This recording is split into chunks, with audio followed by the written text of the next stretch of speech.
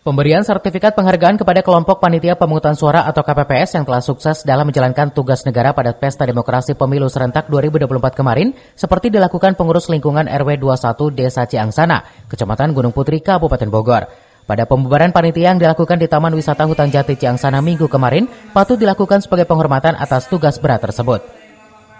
Hal tersebut mendapat apresiasi dari berbagai pihak, baik Kepala Desa Ciangsana, Camat Gunung Putri, dan PJ Bupati Bogor, juga dari anggota DPRD Kabupaten Bogor.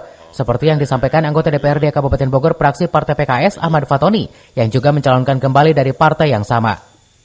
Dirinya menilai tugas KPPS pada pelaksanaan pemilihan umum 14 Februari 2024 kemarin merupakan tugas mulia bagi masyarakat yang begitu berat dan menyita banyak waktu, yang perlu mendapat perhatian khusus dan sangat pantas untuk diberikan tanda penghormatan. Dan hal ini patut ditiru di seluruh bumi Tegar Beriman, Kabupaten Bogor. Pertama, saya ingin mengucapkan terima kasih kepada semua pihak yang sudah berpartisipasi di pemilu kemarin, baik dari petugas-petugasnya, dari partai politik, caleg, dan seterusnya, sampai kepada terutama masyarakat Ciangsana khususnya. Dan hari ini komplek TWP TNI AL ya, saya melihat sendiri langsung, luar biasa, antusias, dan saya rasa kalau biasanya katanya 70% mungkin pemilu sekarang semoga bisa 80%-an.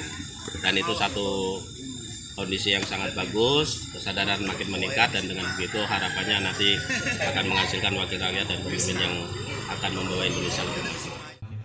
Pihaknya mengucapkan banyak terima kasih kepada semua pihak yang telah melaksanakan tugas atas kesuksesan dalam pelaksanaan pemilu serentak 2024 kemarin.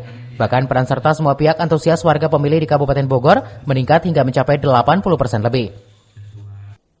Dari Gunung Putri, Kabupaten Bogor, Edi Junaidi melaporkan.